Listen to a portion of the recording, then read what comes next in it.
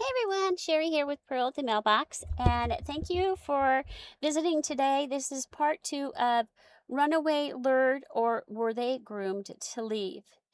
If you listened to part one, we talked about the difference between a child who simply runs away and a child who has been groomed to leave.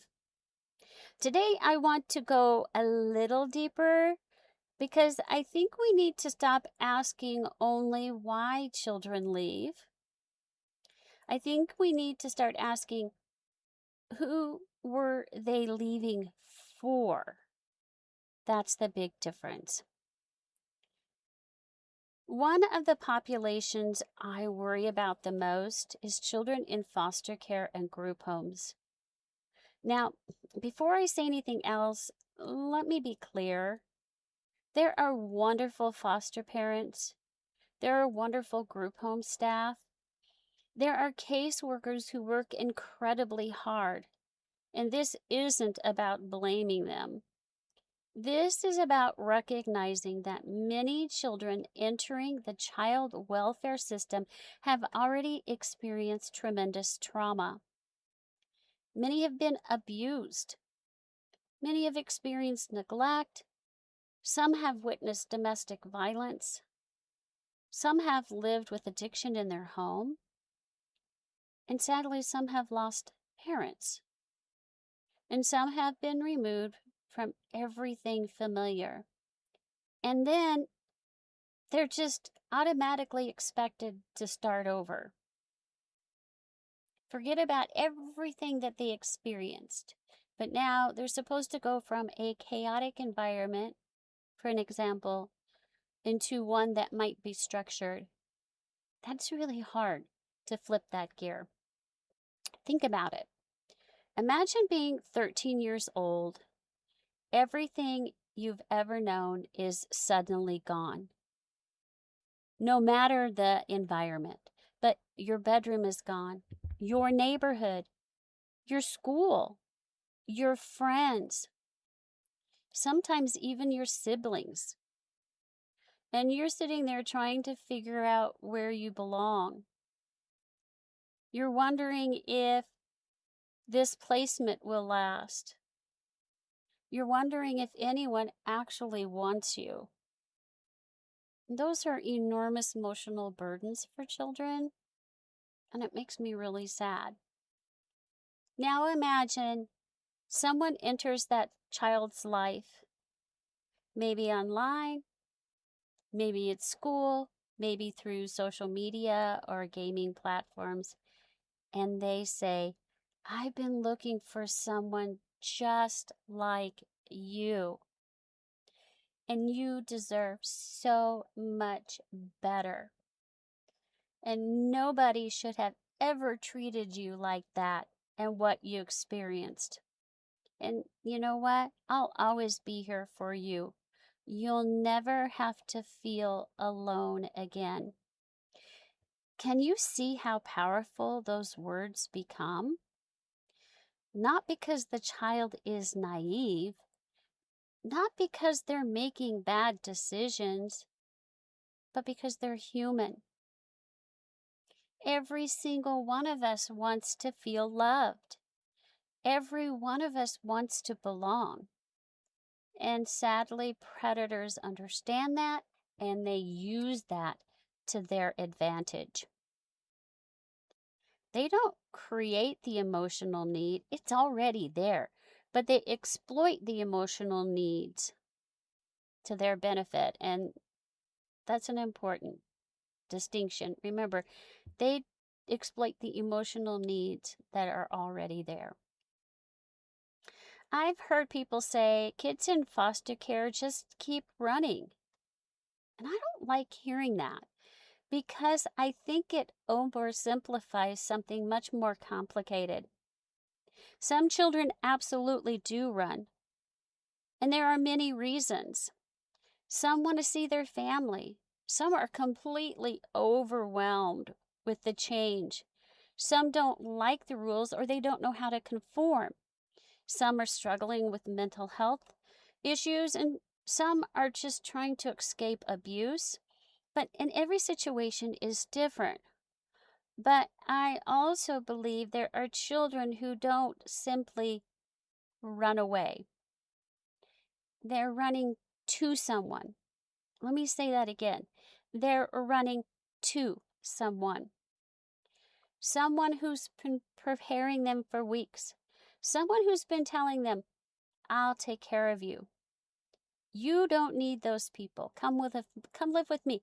I'll be your family. But that's not really what it is about. But the child believes it. Think about how we investigate these cases. When we hear the word runaway, let me ask you, what is your first thought? Usually it's that the child made a decision, a voluntary decision. They chose to walk out the door. But what if that child had been groomed for months before leaving? Should we still be looking at this whole picture the same way? I don't think so. I think the questions should change. Instead of immediately asking, why did they leave? Maybe we should also be asking, who were they talking to before they left? Who suddenly became important in their life? Was someone giving them gifts or money? Were they constantly on their phone and hiding it from everybody? And did they, become secretive? Did their behaviors change? Did they become more like secretive about just where they were going or what they were doing? And did they begin defending someone no one else had met? Perhaps they started talking about somebody and you asked questions and then they'd start defending that person. All of these questions matter because they help us understand whether we're really looking at a runaway or a child who has been groomed. There's something else that concerns me, and that's that often adults dismiss online relationships. I've heard people say, it's just someone they met online. Just think about that. Today's kids don't separate their online life from their real face-to-face life. To them, those online friendships are real. Those online conversations are real. Those online emotions are real. And some young people spend more time talking to friends online than they do talking to their friends around them and even the adults in their home. Online can be where trust develops. Online is where secrets can be shared. And online is where emotional connections are built. But don't think that these can't happen person to person interactions, because it sure can. But unfortunately, that's where many predators begin grooming. Technology isn't the problem to a degree. Granted, I wish there were better controls on some of these apps, but that's for another conversation. But for the most part, it's not the problem, the technology, but it's how predators use it. As adults, we often expect children to recognize manipulation. But remember what we talked about in part 1? Many adults don't recognize manipulation either. Adults are financially scammed every day. Adults stay in emotionally abusive relationships. Adults are manipulated by people they trust. So, why do we expect a 14-year-old to immediately recognize grooming by someone who's been slowly building trust with them for months when many adults can't see it in their own lives? That's a very unrealistic expectation. One thing I've learned over the years is this: Children don't leave because they're looking to be trafficked or exploited. They're looking for something completely different. They're looking for acceptance. Acceptance, love, belonging, freedom, adventure. Someone who listens, being noticed. Someone who tells them they're enough. They matter. No matter what anybody else tells them, they're enough. They matter. Unfortunately, predators know exactly how to present themselves as that very person. I also think we need to change how we respond when children come home. Sometimes the first thing adults say are things like this: "Where have you been? What were you thinking? You're grounded." I understand those emotions. Parents are scared. They're angry. They're exhausted. But remember, the child may have just experienced significant manipulation. They may be terrified, confused, ashamed, embarrassed. They may still believe the groomer loves them. They may still believe they made the wrong choice by coming home. That's how complicated grooming becomes. If a child comes home, the first words they hear matter.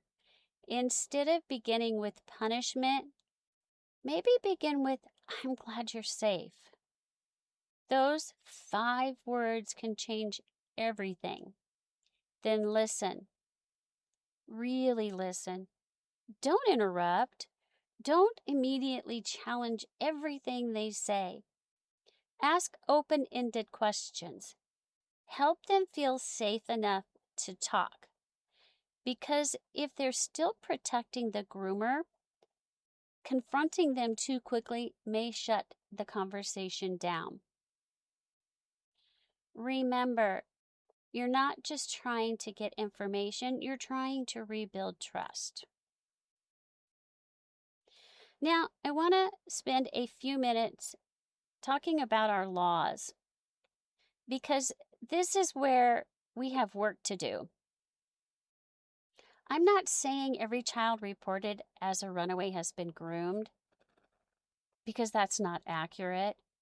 Children leave for many reasons, but I also don't think we should automatically assume they haven't been groomed.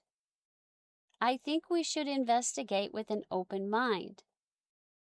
Today, many systems still classify children simply as runaways. That label may be administratively useful, but it doesn't tell us why they left. It doesn't tell us whether someone spent months manipulating them. It doesn't tell us whether they were recruited for exploitation, and it doesn't tell us whether they were trafficked. I believe one response should reflect what we now understand about grooming. When a child goes missing, we should certainly ask if they left voluntarily, but we should also ask, who were they communicating with? Was there evidence of grooming? Were there sudden behavioral changes? Was an older person involved? Did someone promise them a different life? Were they being psychologically manipulated? Those aren't extra questions. They are essential questions, because the answers may determine whether we're looking for a runaway or trying to identify a trafficker. I hope someday we stop seeing these children as bad kids. I've heard those words far too many times. They're always running away. They're just difficult. They're acting out. Sometimes they're hurting. Sometimes they're grieving. Sometimes they're looking for someone to love them. Sometimes they're being manipulated by someone who intends to exploit them. Those children don't need more labels. They need adults willing to ask better questions. I want to leave this with you. The next time you hear someone say they ran away, don't stop there. Ask one more question. Who were they running to? Because that answer may tell you far more than why they left. If we truly want to prevent human trafficking, we have to stop seeing every missing child through the lens of bad behavior. We need to start seeing them through the lens of child development, trauma, grooming, and exploitation. When we change the questions we ask, we change the children we protect. And I believe that's why real prevention, that's where it begins. Asking questions, not blaming.